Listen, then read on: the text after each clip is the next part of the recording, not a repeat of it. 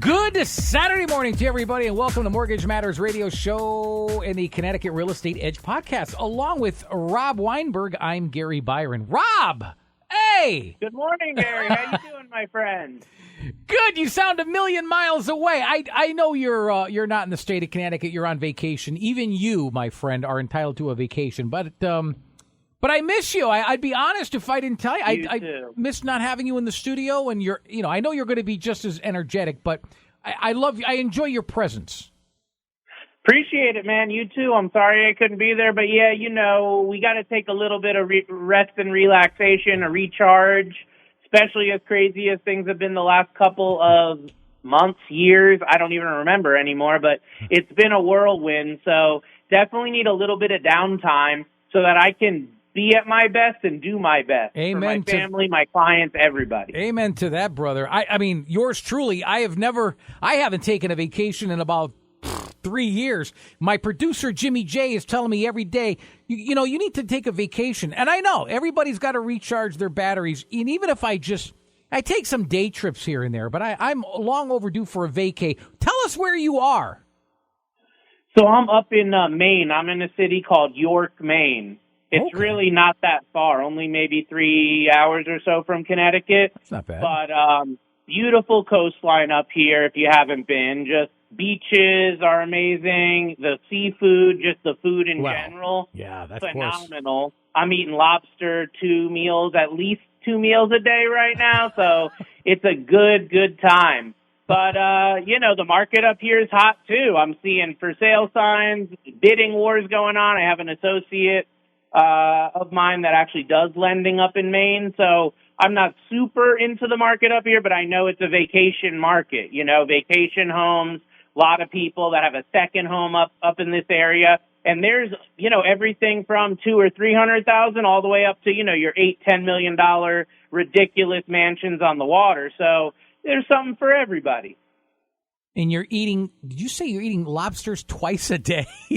Wow. When I come up to the area here, it's like I'm someone, when I travel, I like to do as the locals do, really get into the local culture. And when I'm in Maine, I mean, you gotta be eating the fresh seafood. It's the time of year. Lobster, it's good. There's a lot of options. But after a couple of days of that, I do get a little bit tired of it and switch back to regular food. But for the first couple of days you're in Maine, I mean, you got to be on that lobster, that seafood diet. Of course. Hey, a quick question before we get into the show, and you kind of touched on this a moment ago. You talked about the housing market. I know you're not a real estate agent. You take care more of the mortgages, but is the inventory issue just as prevalent in Maine as it is in Connecticut? I would definitely say. You think there's bidding and prices are going for above asking? Is that occurring as well? Yeah, there's homes for sale, but it's few and far between, like it is in Connecticut and a lot of areas. That inventory is so low, and especially when you get to the areas that are by the water, there's just supply and demand. There's not a lot of land available. I'm seeing a lot here of redevelopment. So I'm seeing them knock down an old house built in the 1920s and put up a brand new $2 million mansion, with all the bells and whistles. I saw the other day, I was driving down in York, and I saw they had demolished, I think, a couple homes, and they're putting up a hotel or a motel in that area.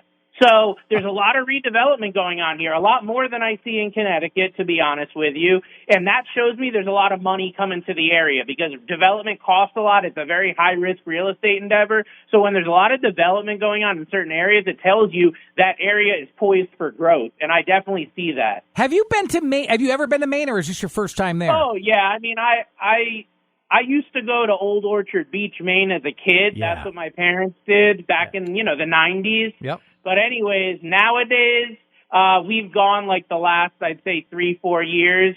So I've been up here, pretty much every year. Old Orchard Beach, it's a big tourist area of Maine. I asked you that question because I want you to do a comparison. Are you seeing more or fewer houses for sale now than, let's just say, the last time? You don't have to go back to the 90s, but from the last time that you visited.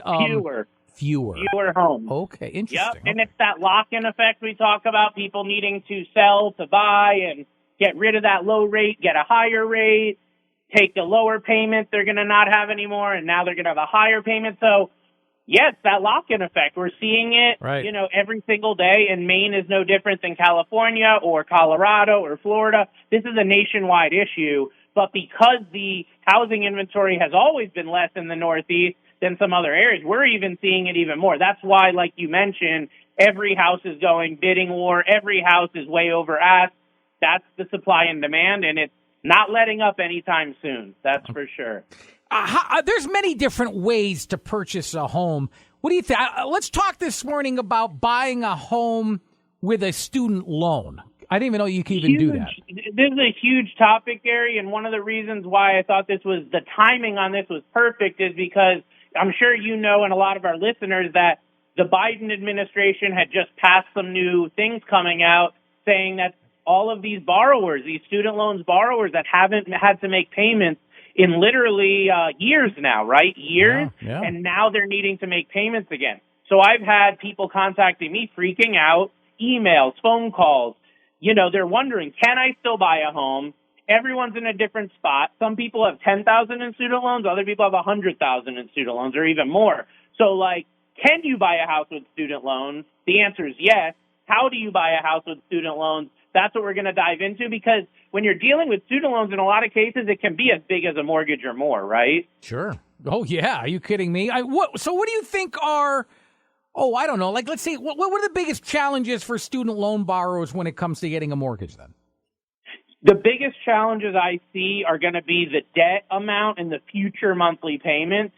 And it can really be a hindrance, especially for those that are starting out in their career, because you may have a lower paying job when you're starting out, yet you've got this big student loan debt that's over your head. So you can sometimes have difficulty qualifying, especially in this robust seller's market that we're in, where you need to really push the envelope with your pricing and how much you can afford.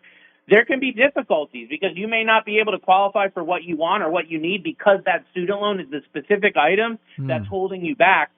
Specifically, the student loan counts against you when it comes to repaying the mortgage. Even if you're not paying at all right now, your student loan's at a zero payment, it's deferred for 6 months, a year, maybe even several years, the underwriting and the processor that's looking at your loan, they're going to be saying, what is this student loan payment going to be? What payment do we need to look at to qualify this person? And it's generally going to be a percentage. There's a calculation we'll go into here shortly, but they're going to come up with a calculation of how much that's going to count against you. And in some cases, it's the difference between qualifying for a great home and not qualifying at all. Oh. Well, what about government-backed loans? How do they look at student loan debt? Government-backed loans are, if you have a lot of student loan debt, government-backed loans can be a saving grace because government loans, for the most part, look at student loans a little bit less strict, or I should say it like this. Government loans look more flexibly at the actual student loan and the payment that you're going to make. So you have a better shot in many cases of getting approved for a government loan than a conventional loan if you're dealing with a lot of student loan debt. FHA, VA, and USDA. Those are the three government-backed loans we're going to talk about. And all three of them have a different calculation for how they're actually going to calculate that repayment against you, right? So FHA looks at 0.5% of the balance, okay? So on $100,000 in student loan debt, they're going to give a payment of $500, 0.5%, all right? VA loans are a bit more forgiving. So VA loans, they take 5% of the balance, but then they divide that by 12 months. So you can do the math in your head and see that's a bit more forgiving. VA is actually the best student loan calculation of any of the government loans. And then the last thing is going to be USDA loans, which look at the payment on the credit or a 0.5%, similar to FHA. It's important to understand that VA loans, they'll give you credit for the income-based repayment amount. So something that we'll talk about here is called income-based repayment. And it's a specific payment plan that you can go to your student loan company and ask for. And some loans will take that income-based repayment and use that as your qualification, and some loans will not, okay? Wow. So realize that, and it's most of the time it's a great thing, and it can give you a big leg up if you have that income-based repayment set up. All right, so let's talk a little bit about conventional loans. How do they view student loan debt, let's say, differently from that FHA or government loan? All right, so conventional loans are going to be the ones that are offered by Fannie Mae and Freddie Mac, and they have their own guidelines, right? So Fannie Mae is going to consider 1% of the balance. So a $100,000 student loan, $1,000 a month. Now, think about that in the context of a mortgage. $1,000 a month is a big chunk of income, right? That's a big chunk that could be going to your mortgage or other debt that's going to this student loan. So that can be a big issue. But Fannie Mae will also allow the income-based repayment. So if you have that IBR, as we call it, the income-based repayment plan set up, and they'll allow you to use that payment instead of the 1% that they'll default to. Okay? So that can be a little loophole that you can use to kind of get around that. Now, Freddie Mac is even better. Freddie Mac only requires 0.5%, just similar to what we were talking about on FHA, or the income-based repayment, as we discussed. So conventional loans, you see, there's definitely viability here, but just for context, these conventional loans generally have a lower threshold for debt than the government loans. So if you're dealing with a lot of student loan debt, we're going to want to look at both options and see where you're going to be able to qualify for more house, especially in this market because of that bidding over ask, because of those bidding wars that you need, right? So it's really important to look at all those options so we can get you in the right loan based on your student loan debt that you've got. All right, so here's a scenario. If someone defaulted, let's say, on their government student loan, can they still be eligible to buy a home? They can.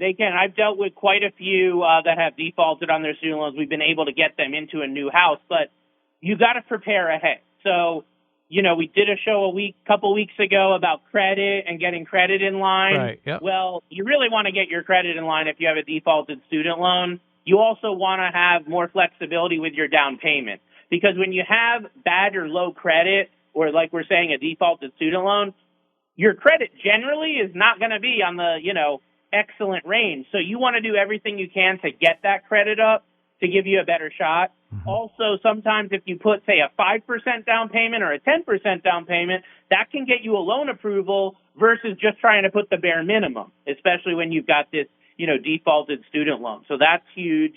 A borrower that's defaulted on a government loan is generally going to need to apply for a conventional mortgage. And you may be wondering why. Because all the government agencies are interconnected. So if you screw Sally Mae on that student loan, then Ginnie Mae, who backs the FHA and VA loans, will say, hey, you screwed someone else in the government, so we're not going to allow you. We're not going to give you any more of this government money, right? So that's why a lot of people have pretty much the door shut on them when they have defaulted student loans and try to get a government loan. And as we've talked about, the conventional loans have higher credit, needs. So having that higher credit, that bigger down payment, all that stuff, if you've got the defaulted student loan, is very important. CAVERS, CAIVRS, it's a system called CAVERS, the Credit Alert Verification Reporting System. This is what we use as lenders to see if you're on the list. There's this list of people that have been bad to the government.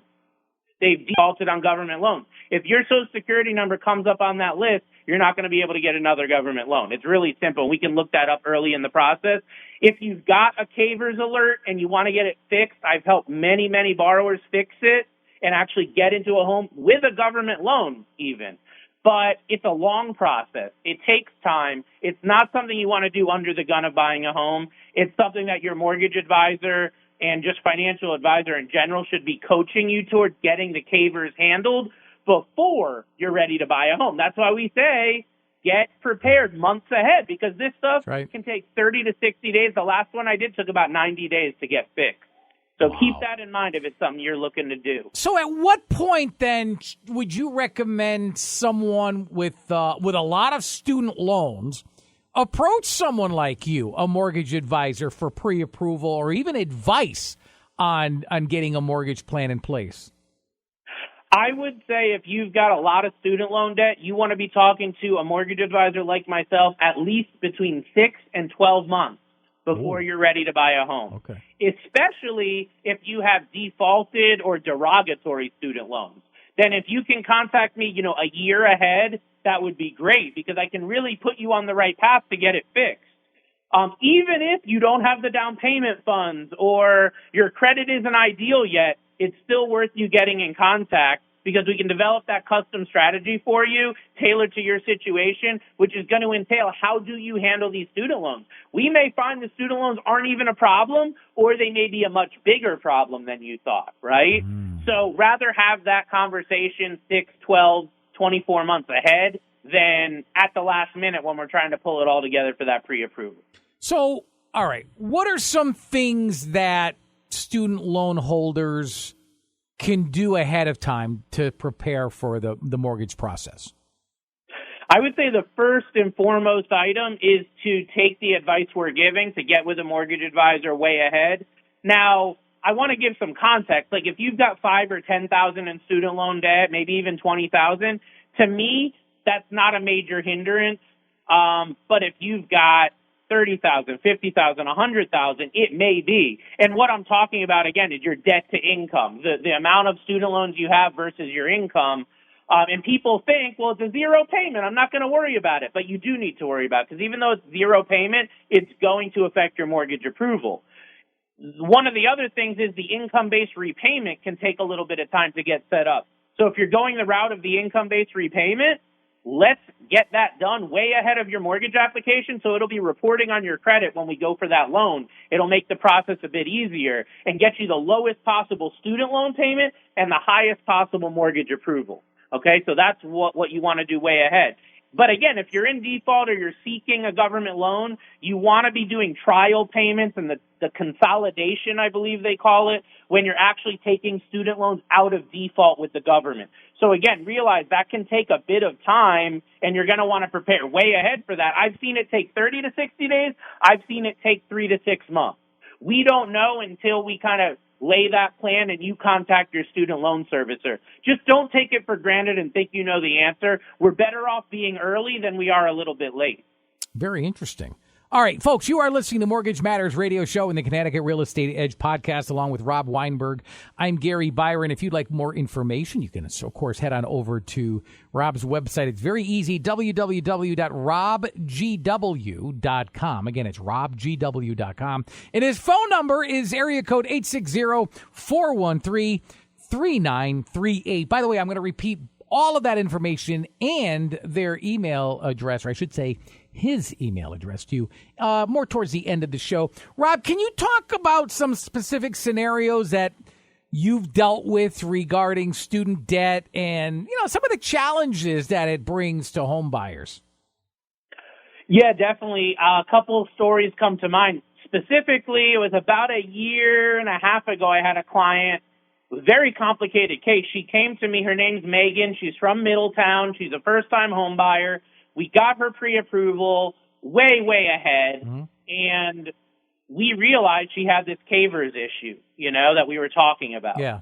So we worked to resolve it, and we found a suitable solution, and she was able to close within a reasonable time frame because we handled it before she went under contract, okay? So it actually took about 90 days for her to do it. But because we did it in a timeline where she wasn't under the gun, by the time she went under contract, the loan went through like a regular, smooth as butter, right? Like no issues, no hiccups, nothing like that. So that's one case where she was actually in default on her student loan, and we were able to get her an FHA loan, which is a government loan, even with that previous default. So that's number one. The other one is a client came to me from Waterbury, Shatisha, and she couldn't qualify for the house she wanted. So she came to me after going to other lenders. They didn't really give her this coaching that she needed, this financial planning that she needed on the student loans. So initially when I looked at it, her student loan on her credit showed a 0 payment. So we were qualifying her for a Freddie Mac loan using the half of 1%, the 0.5%. But she had a lot of student loan debt, and her income was relatively low. She made less than $50,000 a year in Connecticut. I mean, it wasn't a lot of income there. So we had to do everything we could to make it work. And what I did was I coached her to set up an income-based repayment plan.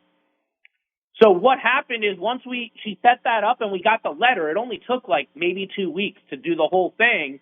And once we got that income-based repayment letter, we were able to complete her pre-approval and get her pre-approved for the actual amount that she wanted. There was a specific property she was looking at that she wanted to put an offer in on. Offers were due very, very soon. She wasn't able to until we got this.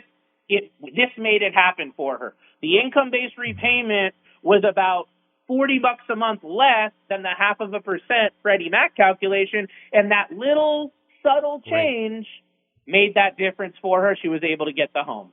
That's great. That's a great story, by the way. What about co-signed student loans? How do those play into the mortgage qualification, particularly for the parents who co-sign for their children? Really big myth on this is that parents think that the student loan they co-sign for their kids won't show up on their credit or won't count against them when they go to get a loan. That's a very, very common myth, and it's absolutely wrong. And I'm unfortunately the bearer of bad news when I have to tell them that they don't qualify for the loan or it's going to be more difficult because of this co-signed loan. So co-signed student loans for children are considered as if they're your own loan when it comes to getting a new mortgage. Doesn't really matter that you co-signed. You're 50-50, equal playing field. Is that all co-signs for everything, by the way, or is it just for student loans? It's really for everything. There is one loophole. There is one creative way around it. And we talked about this again a couple weeks ago when we were going through a similar topic on credit. We can exclude the loans if somebody else makes the payments from their personal bank account for the last 12 months minimum. Okay? So if for example, you're a dad, you co-sign student loans for your daughter. She's now out in the world making her money and paying the student loans off on her own. You're not involved. She pays it every month from her bank account. If we can show that for 12 months, canceled checks or bank statements showing that she makes the payment from her account, you're not involved in it at all, then we can exclude it on most loan programs. Okay? But if we can't do that, then it is going to count against you. And that's, again, for student loans or anything else. No, I got you. So let's say in that scenario, in that case, what documentation then would be required if someone else is paying for student loans that you co-signed in order to exclude them from the mortgage qualification? Yeah, so let's drill down on the paperwork. Yeah. In the mortgage process, this is probably going to be the most paperwork you have to come up with. It's a lot of paper chasing on this, right? So it's going to be 12 months. It can't be 11 or 10. It's got to be 12. There is absolutely no exceptions on this at all. I've dealt with it a lot trying to get people under with 11 months. Doesn't work. Must be 12 consecutive months of bank statements or canceled checks showing that the other person makes the payment from their bank account. So if you're a joint owner on that account, if it's dad and daughter, not going to fly. It has to be the daughter's own bank account in this example. And it has to be at least 12 months, like I said, no ifs, ands, or buts about it. And the last piece of this puzzle that you want to know is there cannot be any derogatory payments. So if even one of those payments was missed, it was 30 days late, maybe it was made on the 35th day and it was considered late, all these rules are off. You cannot exclude the debt.